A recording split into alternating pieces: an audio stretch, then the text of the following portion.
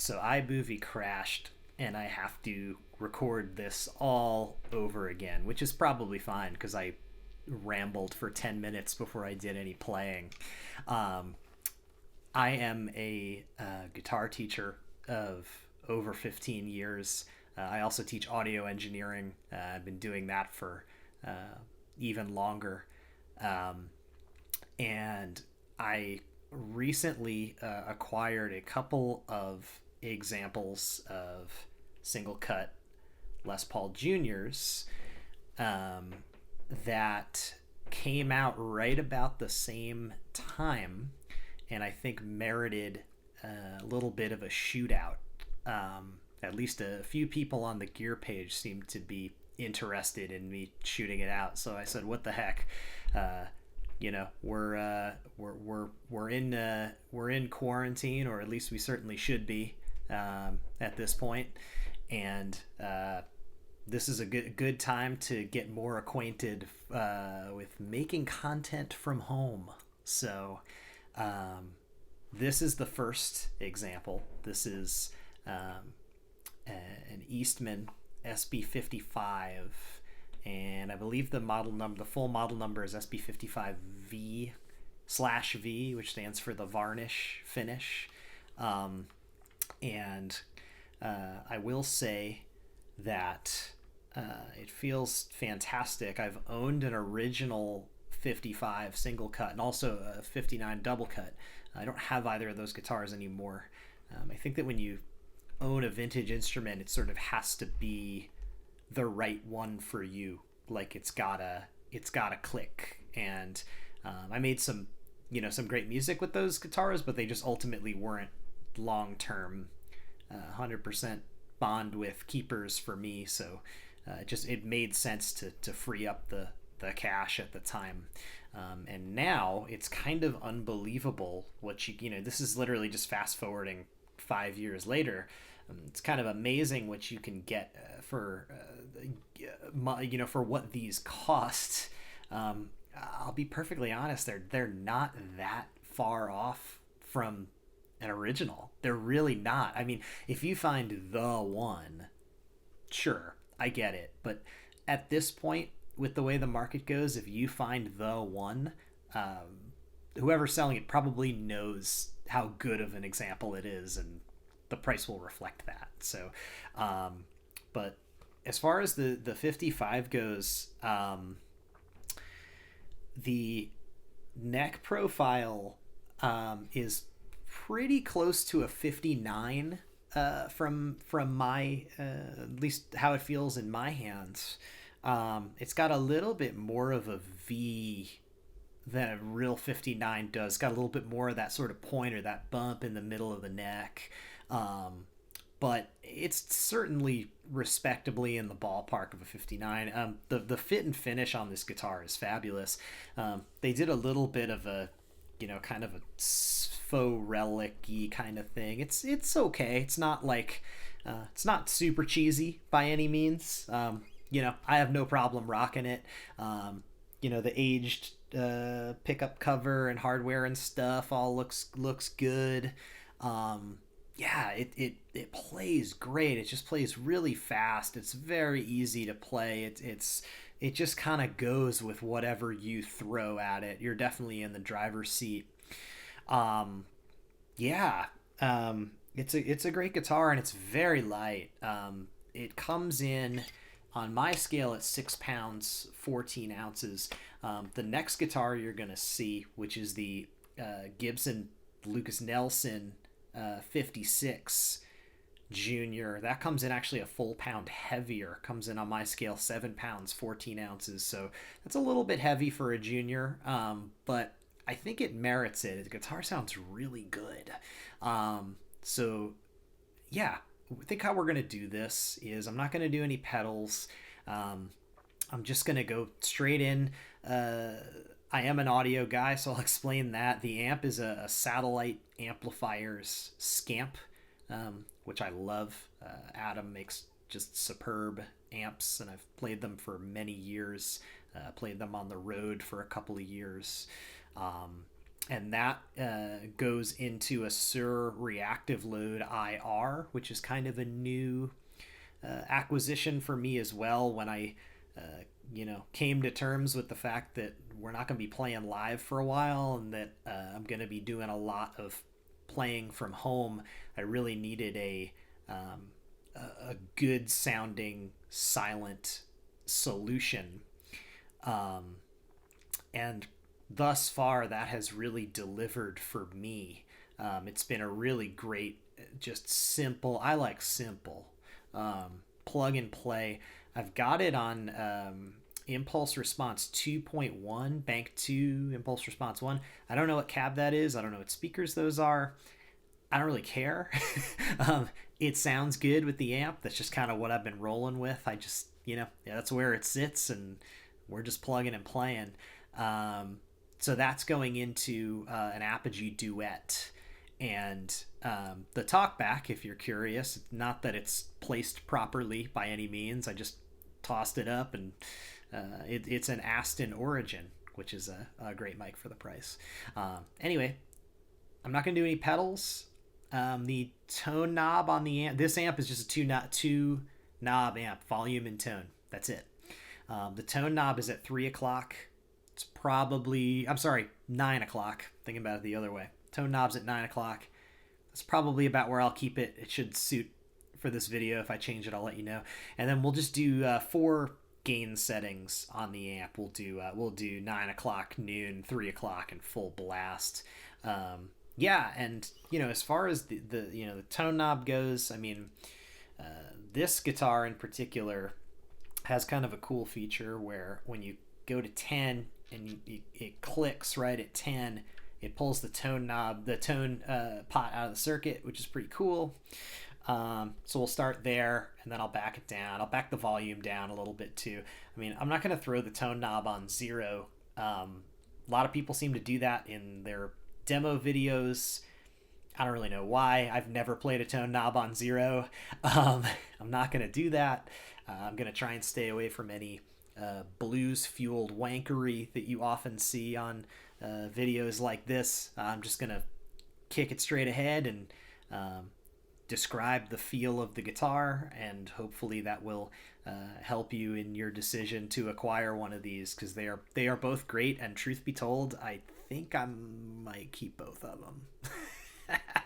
I sort of got them with the intention of selling the one that didn't win the shootout, but they both sort of have their merits and have seemed to have found their place. So we'll see. Anyway, let's play. Gain is at 9 o'clock. Both knobs are all the way up.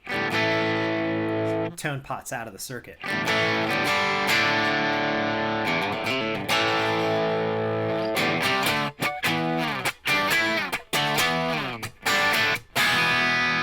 Back the put the tone pot back in the circuit.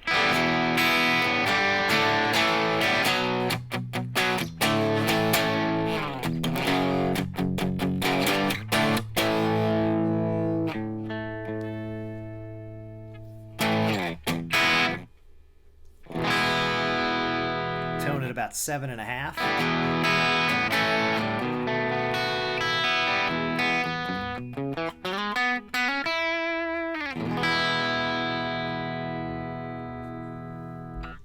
Is the Lukas Nelson 56 Junior, and I have to say, neck profile wise, I own the 55. That definitely had a really big neck on it.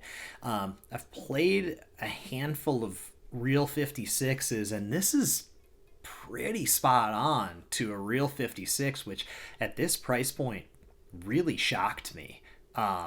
I thought it would be kind of like a thick neck, whatever, not, typical Gibson, right? Not, unless it's a custom shop, it's not going to be accurate. But I have to say, I think that they're sort of feeling it from their competitors potentially, and they seem to in 2020 have kind of stepped up their standard production a bit. When I pulled this out of the case, I was shy. I half expected that. That it was going to be, a $1,600 guitar, you know, just like whatever, you know, $1,600 Gibson, like, but it's really impressed me. It sounds very good. The satin finish is not that like cheap satin finish that you see on like some of the lower end studios and some of the fadeds and stuff like that. It feels pretty convincing, and I much prefer it to, I mean, like, you know, if you got Gibson's sort of stock, you know, standard junior, I mean, the neck profile was not even close. Depending on the year, sometimes they didn't even put a wrap tail, sometimes they put a tunematic, which was just like, what the heck. This is really good. This satin finish feels great. It's this finish on both these guitars are excellent. I would edge the finish just slightly to Eastman. I think Eastman's is a little bit just easier to get down on, but this is no slouch. One other thing I should say is that on both guitars, I had to shim up the pickup. I had to shim up the dog ear. They're both, I like my pickups pretty close. I'm sure those of you who are techs out there are gonna cringe when I say that, you know, I just do it by ear basically, and, you know, by eyesight, and I measured it, and they both seem to be 3/16 of an inch from the low E string, the distance between the top of the pickup cover and the low E string. So I think they're in the ballpark, but the pickup on, you'll see the pickup on this that comes with it, it's supposed to be a variation on a stock Gibson with an Alnico III magnet. It does have a little something going on in the mid-range that's pretty cool. So again, full blast, gain at 9 o'clock on the amp.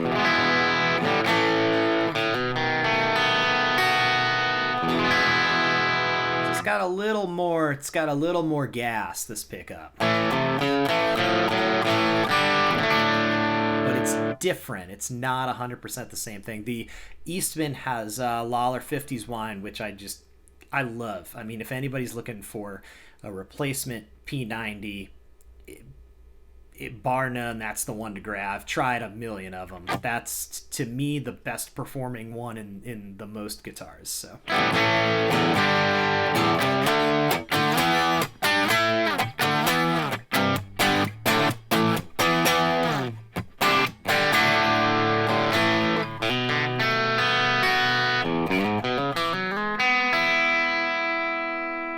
Back the gain down to about 9. Or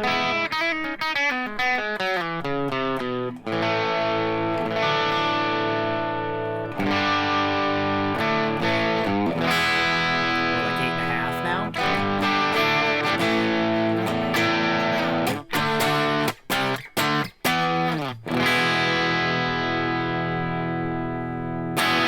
The Eastman amp on noon.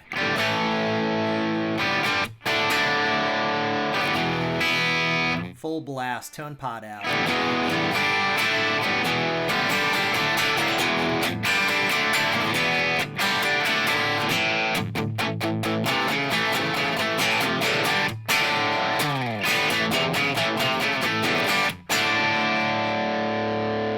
Engage the tone. We're at about 8.5.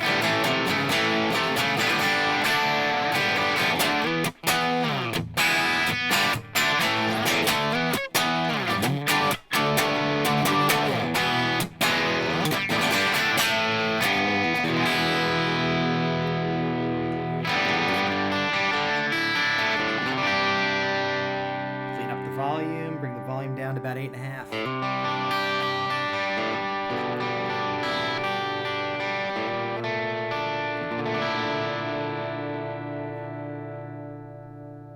Volume a little under 8.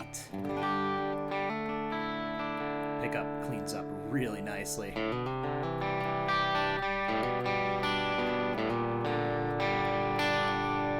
That's a Lollar. Gibson. Everything on 10, amp Still at noon. You can hear it just kind of responds a little differently.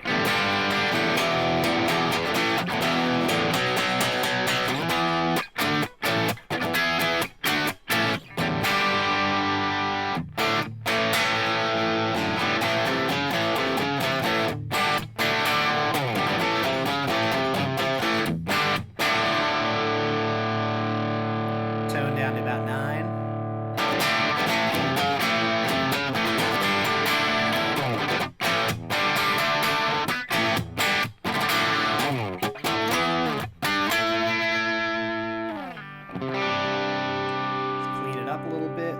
Volume at about 8.5. Sorry about that.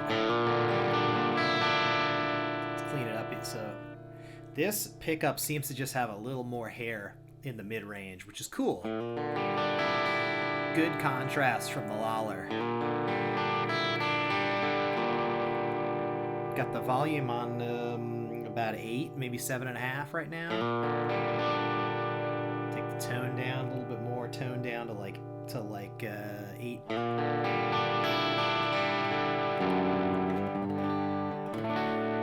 Tone up. Volume up a smidge.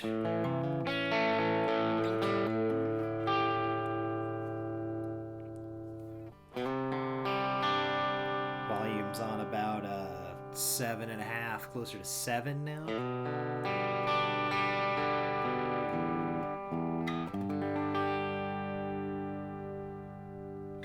All right, let's crank it up.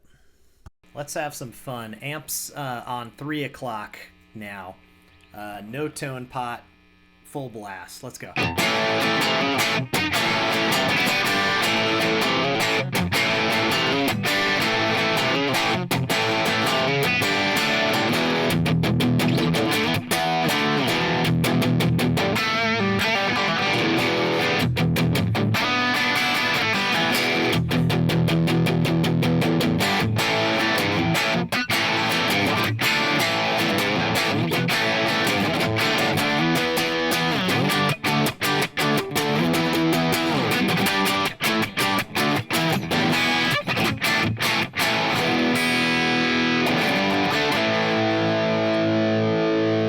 Tone down to about 8.5.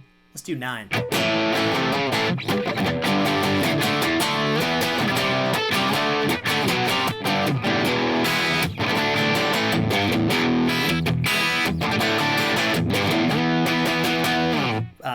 Yeah, just the Eastman's just a lot of fun to play. It's just got some. It's got some like jangle to it. It's light. It's breezy. You can really dig on this guitar, and it takes it.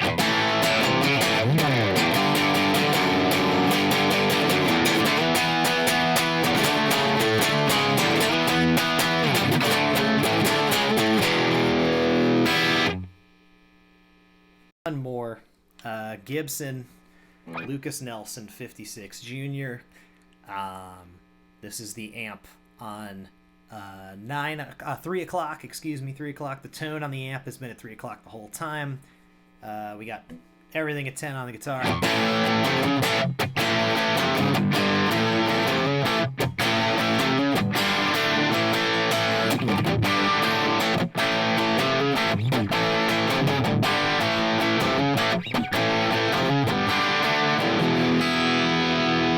Something interesting to note here is that this Alnico III Gibson pickup seems to be a little bit tighter at higher gain. It's got a little bit more going on in the mid-range. It seems to be a little tighter. So, certainly not humbucker territory by any means. It's very distinctly a P90, but if that's something you crave, that might be something that would factor into your decision for sure.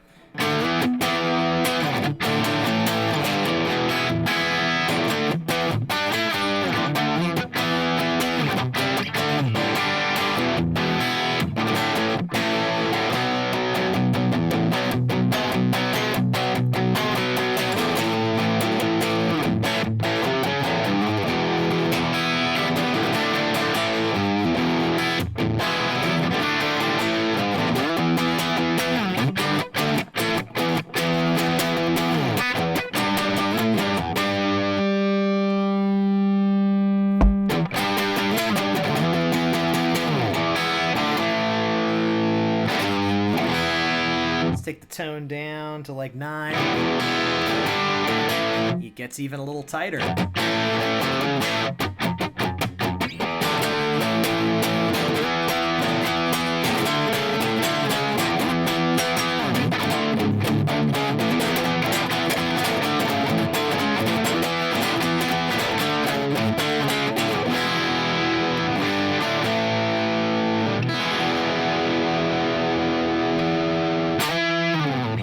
And I don't think we really need to take the amp up full blast. You kind of get the idea of what it's doing on a higher gain setting. But I really don't think you can go wrong with either of these guitars. They're both a ton of fun to play.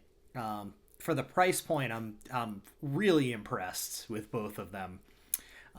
Or maybe just in my older age, I'm just satisfied with less fancy schmancy guitars. I don't know, but these both sound killer. They both sound great. Again, I bought them with the sort of intention of selling the loser, but they both, I'm such a fan of juniors. They're sort of like you can do anything with this guitar. If you can't do it with the junior, maybe it's not the instrument. I sort of thought I was going to sell one of them, but they both do their own thing so well that I don't know. We'll have to see how it shakes out. But hopefully this was helpful and not too rambly and amateur. And maybe we'll do another one sometime. Thanks.